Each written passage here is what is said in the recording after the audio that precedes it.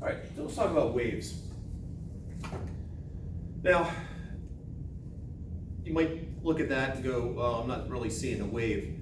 The deal is, though, that as this is oscillating up and down, if I actually drew a graph of it, as it oscillates up and down, so I pulled it down, basically, that's what the graph would look like if I plotted first time. So position, first time.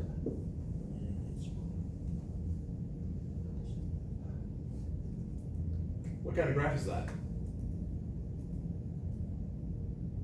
Sine graph? Negative cosine. It's just one if you want to put a phase shift in there. If this was indeed I started it at the lowest point, then yes, negative cosine would be the simplest way of dealing with it. Sine also works, but sine graphs would start here. So we have to somehow deal with the fact that we're not starting at 0 if we were to do sine. But generically, if I did position, I'll use y this time, a cosine omega t plus phi, or sine. And which one you pick generally is up to the whoever's writing the problem. If it starts at 0 or equilibrium, I would recommend sine. If it starts at peak or the trough, I would recommend cosine, but not required. Let's talk about the parts. A stands for amplitude.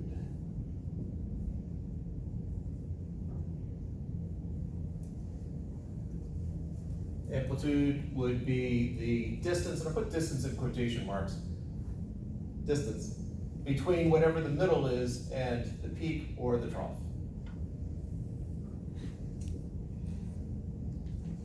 Now, the reason why I put distance in quotation marks is this is not necessarily a distance. In the case right there where I had this thing bobbing up and down and I'm talking about position, yeah, distance could make some sense.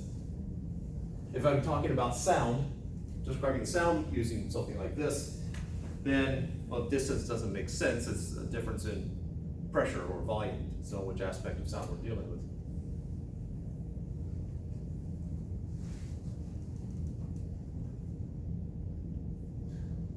So if I did y equals, just take a simple a cosine times time. What is the period? In other words, how much time does it take for it to start repeating itself?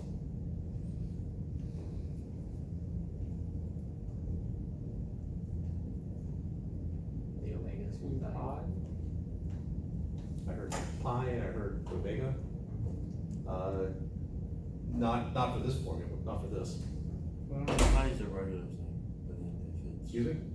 I said 2 pi is for if it's just regular cosine, but it has the amplitude in front, so. So period would be 2 pi. It is just 2 pi. This is the period. And that is how long an oscillation takes to start repeating itself.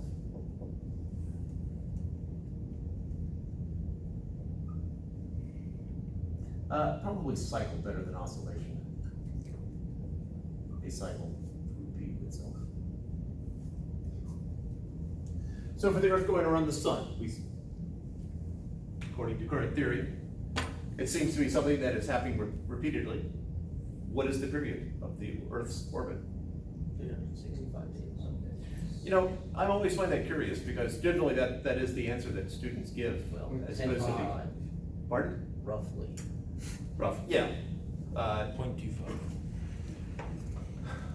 Or 0.2489 or something like that. But But students tend to go for 365 days as opposed to 1 year. Sure, I mean, I'm not discounting that, and there is indeed a more precise answer, but there is a unit system where the answer is 1.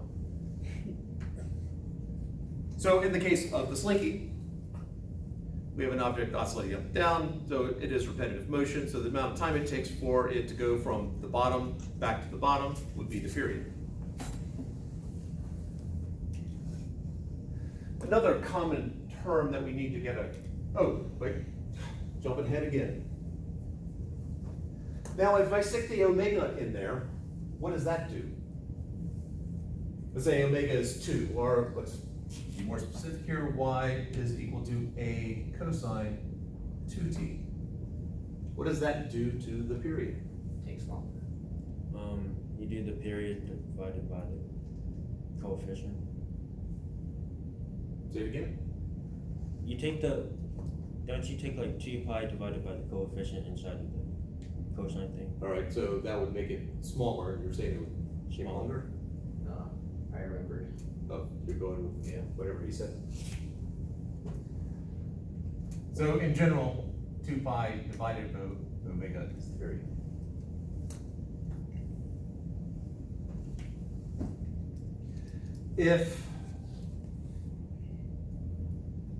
All right, omega, since it seems to pop up, this is known as the angular frequency.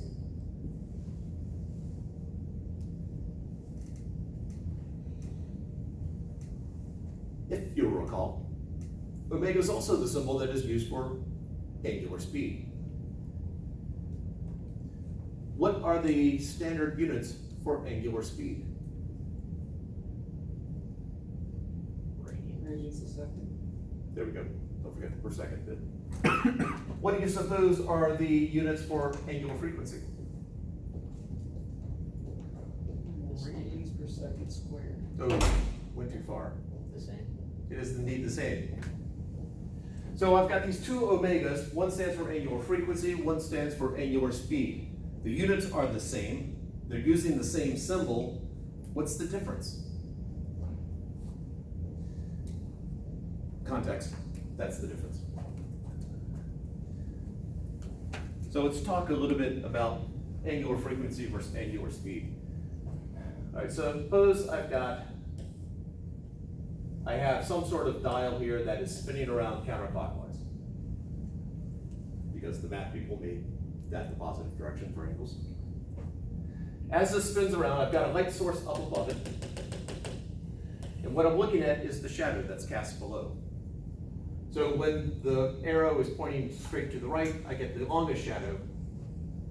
When it's pointing there, I get the longest shadow in the other direction. When it's something like here, the shadow is only going to be this long. So we have this shadow that's basically growing, going to the negative side, and back and forth. The speed, the angular speed at which the arrow rotates is omega. So omega would be the angular speed of arrow. It produces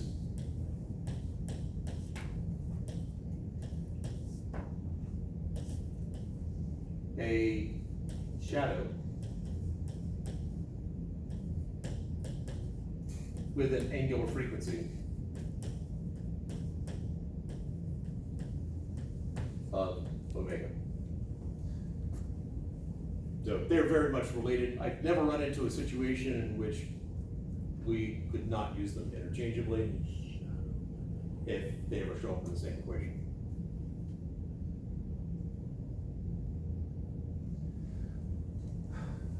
So I have this angular, so period. Oh, let's not forget this right here. And this is phase shift.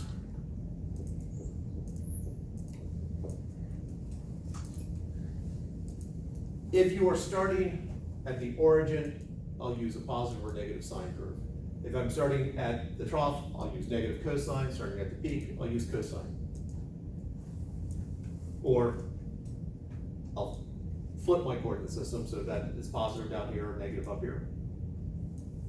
I don't have to worry about a phase shift. Cosine curves start at the peak and then oscillate. Sine curves start at 0 and oscillate. The reality is, if I went and did a lab where I was looking at the oscillations of this and I put a motion sensor right below it, yeah, I'm gonna get pretty much this oscillating pattern right here, but it's probably not gonna start at the farthest point or closest point or the middle. The phase shift is just to account for the fact that things don't always start exactly where you want them to. So that would be a cosine curve, but if it peaked over here, this would have some phase shift to account for the fact that it's peaking somewhere other than the top spot, or other than that time is equal to 0. We don't deal with phase shift too much in 152. Labs, you would see it, but outside of labs, board problems, I typically make phase shift 0, which spoils some of the fun. Sorry about that. Maybe I'll throw it in, just if I feel like you're flagging a little bit, like you feel like you just need that boost of math energy, maybe we'll throw phase shift in. Would Slinky not like get closer to like the top or whatever? Or would it stay? Like how it goes like up and down? Right. Wouldn't it not like slowly like start going back up or whatever? Or would it stay? So I've got some sort of equilibrium position. So if I pulled it down like that, when you say slowly go back, it'll go up to some point above, Yeah. and then below. Ideally, it would always go back up to the same height and drop down to the same trough. In reality, it's gonna slowly reach a certain point where it goes back to equilibrium. So I was just wondering, like, so would it not like, I guess, go to like 0 or whatever? So, ideal, reality,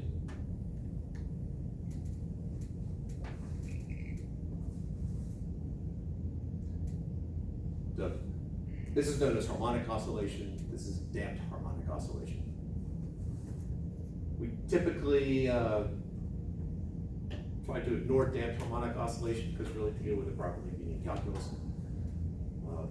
You end up with a second order differential equation. If you had DPQ, then it would be a problem. However, definitely not a requirement for 151.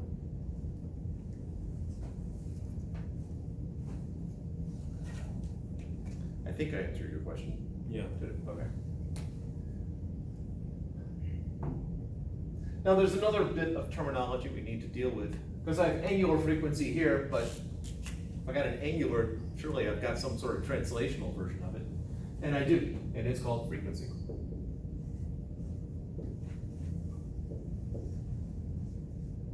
Very much related to the word we have in everyday English of frequency. It's how often something occurs.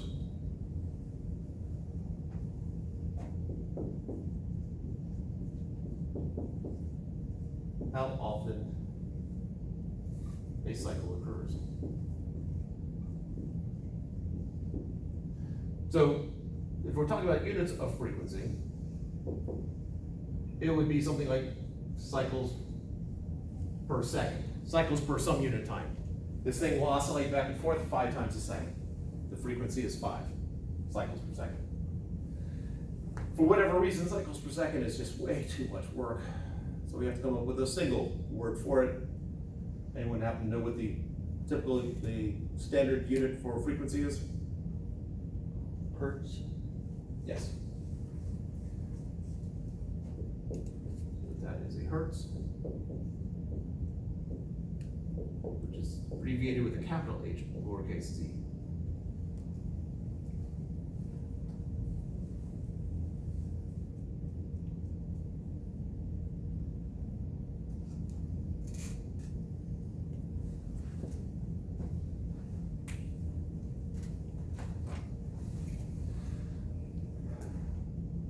So I've got frequency here, and I have angular frequency.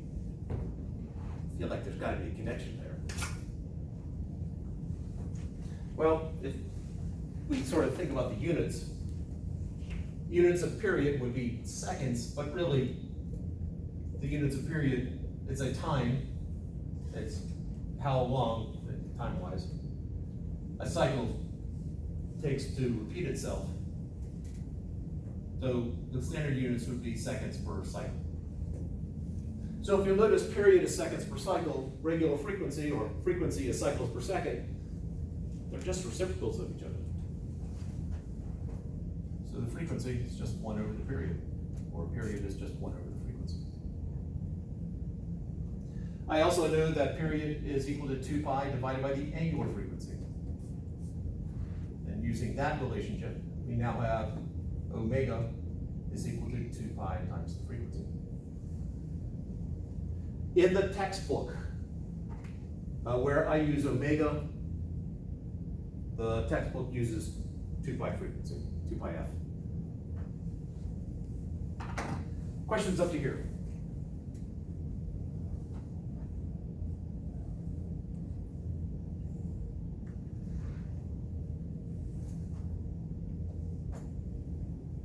Let's take the next step then. What is the math definition of speed? Distance over time. So if I have something that's oscillating back and forth, if I think about one cycle, let's say I've got a long rope. If I say battle ropes, do you know what I'm talking about? Or does anyone not know what a battle rope is? Okay. It's an exercise piece of exercise equipment. You got a rope attached to the wall, and I usually picture 2 of them, and you're just doing this back and forth. So we have this wave that I'm putting into the string. The wave is moving down the string. If I think about the time it takes for my hand to go up, down, and then back to where I started, going in the same direction, that time would be the period.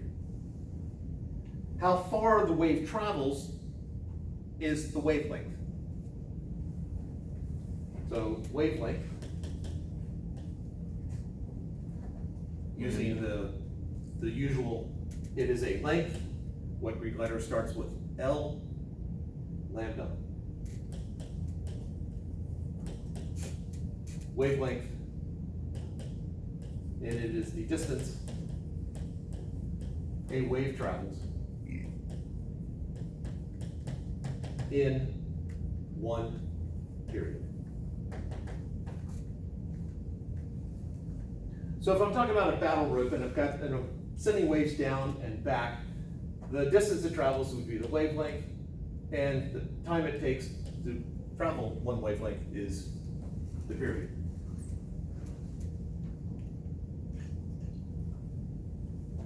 I know that the period is 1 over the frequency, so this is also the wavelength times the frequency.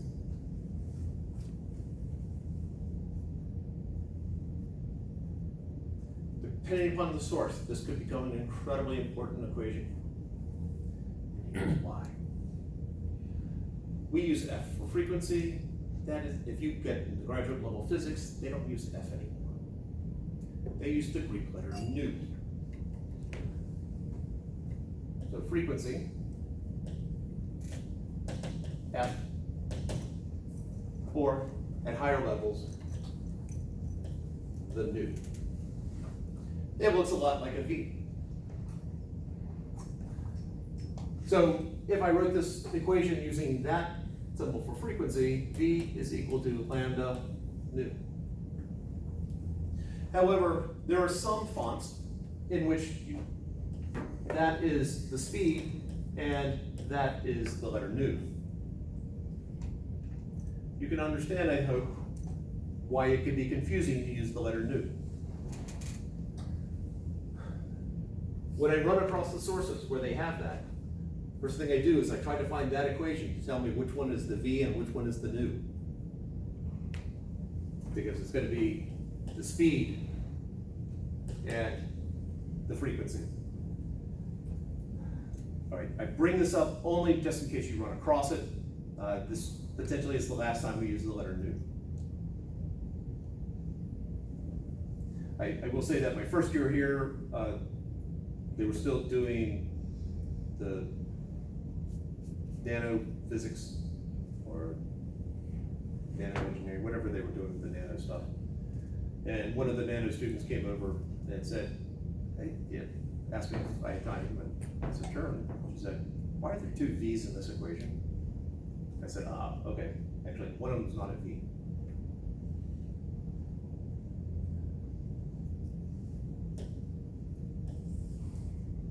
I did this in the first couple weeks. It was like week 3 or whatever in chemistry. So Ah, Just- okay. yeah, with Use F or wavelengths nu? and whatnot. Yeah, They used an F? they used view They or knew. new. Ah. So. Okay, I guess you could also run it in chemistry, do it in chemistry. All right, so we got some vocab down here. We got period, we got angular frequency, we got regular frequency or frequency, wavelength, speed, amplitude. We're good on that stuff.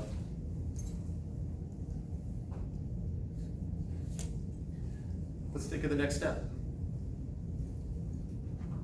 I mentioned earlier the term harmonic motion. So let's explore harmonic motion. Matter of fact, more specifically, simple harmonic motion.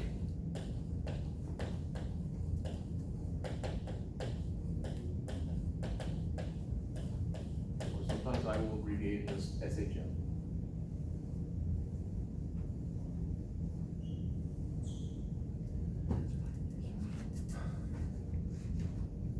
If I pull down on the slinky, so I've got some equilibrium position here, I pull down on it, this coil is exerting a certain force on my hand. I exert a force on the slinky, slinky exerts a force on me. As I pull it more and more, what happens to that force? Increases. Yeah. If the force that is trying to put things back into equilibrium is directly proportional to how far it is from equilibrium, then simple harmonic motion is involved. Be more specific,